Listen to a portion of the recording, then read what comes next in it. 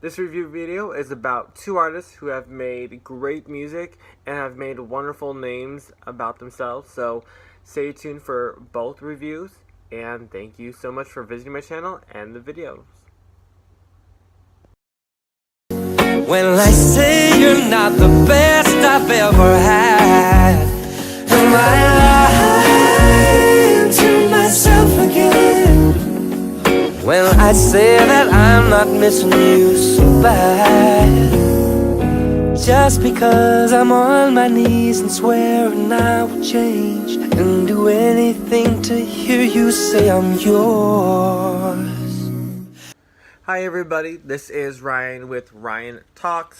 I have a cool review for you, jazzy one too, wink wink. It's all about Michael Buble and his new single, Love You Anymore, off of his brand new and sadly last album of his career presently. He has officially made a statement that after he's done with this album and its tour, he will be retiring. So he's sadly kind of like leaving the stage, but we will keep on thinking about the good stuff, especially to this song, and there's a lot. It's a list, so be prepared for a 24-hour video. Just kidding, but there is a lot, because this song was so good and I enjoyed it more than I expected, because my expectations were high, but he put out a really good song, and I was just mean, I guess. So we'll get started, or I'll get started. My first thought when it first started happening, so the song actually starts with no vocals, just the music. I thought about the group, The Temptations, and that made me laugh, because I only pretty much know one song of The Temptations called My Girl, and it sounded a little bit like that. So I was like, okay, that's cool. He comes in, or in the beginning, has his soft falsetto, and oh wow, it gave me goosebumps. It just was so good. He can control his voice. He knows where his voice and what techniques to use at the best time, and that was really good. I can't even tell you. I enjoyed hearing first when it comes low, and then just gives us a little bit of heavenly air with his. I'll edit that out. Yeah, he gives us an angelic voice at the start, and it's pretty sweet. He then has a little transition from the chorus to the second verse, and by that I mean he adds, I believe it's a cello. I'm not great on instruments, well, the names of them at least, and the cello was a great add-on. It added to the ambiance of the song. It added to the complete energy and impact of the song. I thought I liked it just because it sounded like The Temptations. Liked it more because of this new instrument that came in to this song, and it also made it have a softer beat, and it made it a little bit more jazzier. And we all know, I think Michael Buble is known for his soft jazz, swell, swooning kind of music. Other than that, of course, we expect him always to have all those decrescendos and vocal techniques that are sporadic around the entire album, really. And he does it once again with flawless precautions. He's so good at all of them. When he's going low, when he's going high, soft. He just knows his voice, knows how to do it, and he is super talented when he does it, and he makes himself sound intelligent, like a star, like a person who should always be making music. But too bad he's not. He's retiring. Um, next, I think it was half, probably after the chorus, I started getting this like, crazy visual as if he is performing in the corner of a Italian bistro and I am there sipping, let's say, coffee or bread or whatever, and just listening to him. And I could not believe where I was because I was literally just walking home, but my whole world kind of went 360, and all of a sudden I'm in a different country. I am enjoying some fancy food. I'm enjoying probably free music and someone who's really, really good. So I was just in a daydream and I loved it. And I've never have had that happen before. I've been like maybe my socks have blown off, or maybe I've heard a note that is just out of this world kind of stuff, but I've never been placed into a different setting, different environment that I am just enjoying. So I definitely took that to heart really hard because I was completely out of words, and like right now I'm out of words. um and that was semi to me like where it ended, because the song was, I think, almost 3.5 minutes, but it happened so fast. And that was one of my down points to this, was that it was a great song, slow, because that's kind of like the tempo and the type of song it was, but it's still, and it's so fast. Like, it was, the speed was to like 400, 500%. So I was sad about that, but it still was very, very spectacular. And speaking again of spectacular, I liked how the song was a magnet for your attention, for your ears, for every sense. And that is such a great tool, because you want all the ears, you want all the fans, the audience, everyone who you can possibly get to stay for your show, to for the whole thing, and not just for like the money and the fame, but if you have the opportunity, you can change someone's life, you can become a charity, so to speak, and be able to have this fundraiser and then donate it. There can be so much good when you have a large audience, and I think this song can bring a large audience. I know so many people in my head, but not really. And I'd be sharing this song, and hopefully it makes a mark anywhere on them too. So that was a standing ovation point for Michael Buble, his career, this song, and everything that he has evolved into and has developed.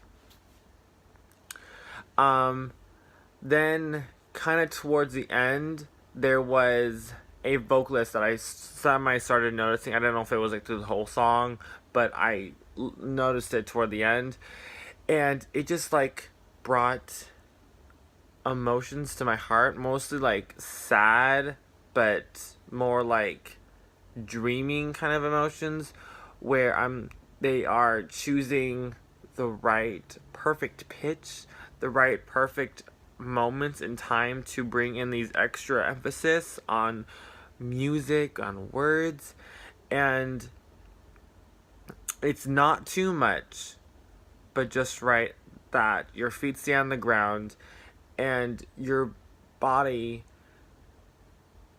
just relaxes, and all the muscle that might be tensing goes away. And it's like that,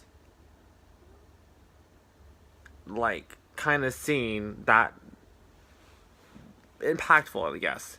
But I rewound it kind of like to that like last 30 seconds, and it was just perfect every single time. Same feeling, almost as if it was one of the best moments Michael Bublé could sing and give us as one of his last, per se. Um, and then finally, last 2 points. To close the song, he did also something very, very raw and not too original. The music just got stripped, and we're hearing Michael's voice that we all basically come out to hear, because there's really no one really like him. It's just him. And his voice was a magnet again, getting softer and softer, and it was so pretty how fluid it was to decrescendo and to know the song is ending and be able to keep it steady the entire time. I don't think the song could have had a happier ending unless he found the other perfect note that could have run up and down, or one different note, higher or lower, that would have come in at the last second. Other than those 2 ways, the song had a perfection of an ending. So with those 2 things said, I did not find anything really wrong with the song, and it was definitely talking about love, I think, and the reason why is because I was imagining different good emotions that are from my heart, and many emotional like love feelings, and that can go into so many directions that there is again no wrong or right way. It's love is whatever the person feels, and love can only be that to that person. They can never be coached, they can never be taught, they can only feel it when it's the right time for that person. And I think he was able to use his love that he has for his children, for his family, his wife, or for the music, or for us, and plug it into the song. And that's special for one, but it brings in this package that you try all the time, and it's either hit or miss, because you always have to show something and give something to be good, to make something big. And he still was able to capture all this into this song. So uber talented, uber respected, uber genius, and uber sad that he is retiring. But thank you so much for sticking with me with this review. If you get the chance, go ahead. His album is out. He is also going on tour. Don't know when it starts. I just heard it on Facebook. But go see him. Go cherish the last moments you can with him. And definitely let yourself relax, listen to the song, and you might feel something greater. Doesn't mean I love you anymore. Doesn't mean I love you anymore. And I'm sorry for the fans I lost, who watched me fall again. I wanna be your role model, but I'm only human. Demi Lovato, one of her newest songs called Sober, was released to the public, perhaps worldwide, and it is a wonderful, sad song. Yet to kind of encourage and be truthful about who you are and where you are in life. And about the song itself, there are a few points that are really important to me that I want to address. Through addiction and through trouble and struggling, you do feel like you're alone. But she does something so wonderful and admirable that I kind of felt like this was an act of kindness, per se. At the beginning of the song, she mentions fans, her mother, her father, and to me, most importantly, the people who have held her hand through the whole recovery and voyage of her struggles. And, of course, it's great that she mentions her parents and fans, but to mention the people who've been there for so long, that is a big-hearted action and decision, because looking from Demi's side, if you think you're alone, you're going to be alone. But she has obviously been enlightened by the people in her life enough to stay with her and see that she has support and that she's loved, wanting to be cleansed and pure and live a healthy, long, happy life, one that she was meant to live. And on the flip side, there's people who never want Demi to be harmed and always stay safe and, like I said, pure. But there's actually no but. It's just a really angelic gesture. And with that, she also says at the beginning as well as the end of the song, maybe a symbolic reason for that, she says sorry, and it takes the responsibility as an adult of this addiction that she kind of keeps on going toward and needs more assistance with. I definitely think that that is a huge deal, because there are those people who don't even talk about it, don't even realize it, don't even touch base, and either ashamed or think that they can do it on their own. This time, she's saying sorry because this isn't her first, second, or third time. And like I said, that she has dragged or taken with her the people that she cares mostly about through all this. And I don't know what she feels. Maybe ashamed, maybe embarrassed, maybe hurt that we have to go through this with her. But she lets us know how she's feeling. And then lastly, because of this breakdown once again, it is mentioned that her next mission is to become a role model. Yes, she also says that she's human. So am I. So are you. So is everyone else. We all make mistakes, but we're all supposed to grow from them and evolve and do something with the lessons that we've learned to make a better tomorrow, a happier tomorrow for the people who are not on this earth yet, and for the other generations to come and make mistakes and learn from them. So she wants to be a role model to the people who want help or want to be inspired because of their sickness and disease that they have, or that they might know someone who does as well, or just for someone needing a public figure to carry on through their life, to make them happy, to make them feel not alone. And I believe Demi is a great resource and a great individual with the audacity and love and assertiveness to be a figure. So that was all about the song. I definitely now want to get into the music and honestly her voice in the song.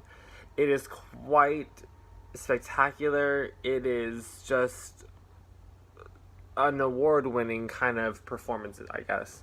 The music is so personable. I don't even think it could get any better. It doesn't even sound fake. It doesn't sound technical, generated, mechanical. It just sounds organic and well thought out. I believe it's only the piano, and therefore I believe it's like the best instrument that could have been used. Perhaps a violin, but there is something always about a piano that tells the story and can hook onto emotion in the heart. And that's what this song was. It's coming from the heart to deliver to other hearts and help out and just explain everything. So the piano was soft, it came in at the right times, it supported her voice. It also could have been like an instrumental all alone. And I could have just seen this musical, vivid message that is speaking to me, that is sad, yet informative, yet supporting, and trying to get through the battle. And then when you add her voice, which is, in my opinion, low register, yet soft, it's double the trouble in a good way. It isn't too dramatic, and it isn't too quiet.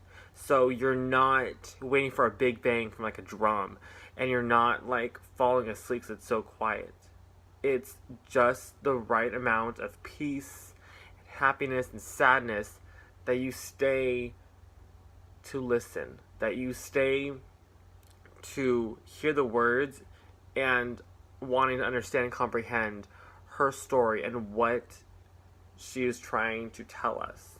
Because that's how she has been. She tells us her life, how she's doing, where she's at, and what she wants or needs or misses through her music that she puts on a CD and gives to us.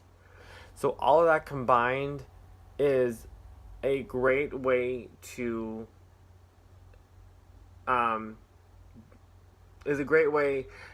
be delivered to us, because like I said, we need to stay there to listen, and that's how it works. I loved the song. I'm sad that she has to go through it. I'm sad that she's not alone. I'm happy that she has the will to do it. There was just an article featuring Keith Urban, and he gave an advice to her, or to the person that was interviewing him about this, and he said it's got to be her. She has to have the will, the want. No one else can, and it won't get fixed unless Demi Lovato does it.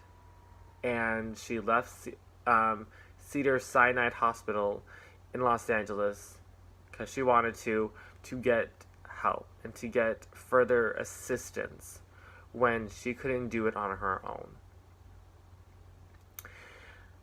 So that is my review of the song, of her, of the music, of what's going on in the song. I loved it. I hope you love it. Comment on it. And if you have not already, listen to it and share it. It's a song that is reality. It's happening too much, and sometimes we're afraid to talk about it, to bring it up, because of so many factors. And really, honestly, it's only bringing more awareness, more thought that this is real, and how can someone help? What can we do when we notice it and figure it's happening? It brings so much encouraging courage. And praising you, Demi Lovato, for doing that. And I'm praising anyone else out there who is doing the same thing, because you're going to help make the world a better place, the world happier, and a better way to communicate with everyone and be out about problems, and less insecure and less shy and vulnerable that what's happening is wrong and happening. It's a bad thing that you can't go to anyone, because you're not alone. There are billions of people in this world who have been through it or want to help her and try to help. So, whew, that's all I got to say for you. Thank you again for watching this video, and thank you again for the song by Demi Lovato. It's been really, really great. Yeah. I'm not sober anymore.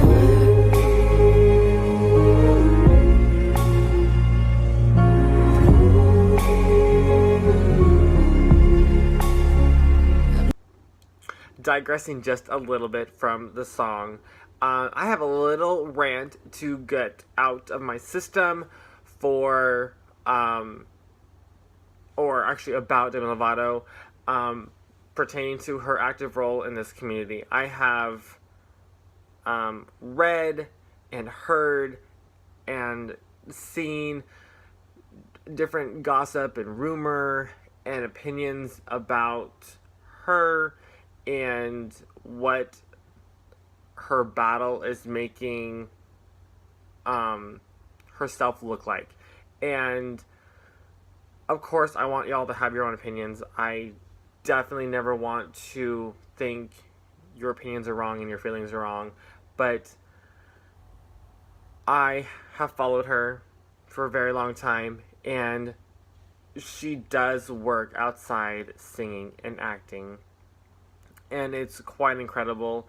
Her last tour that she went on to, I don't remember it. It might actually be Demi, possibly. I don't remember. She spoke out that she is a co-founder with an organization to help teens and younger kids grow and become conscious about their selves and their health, and to take care of them, versus starting out in a place of struggle and a place of self-harm that can go on for years and years until either someone finally says something about it, they do, or it takes them over the cliff.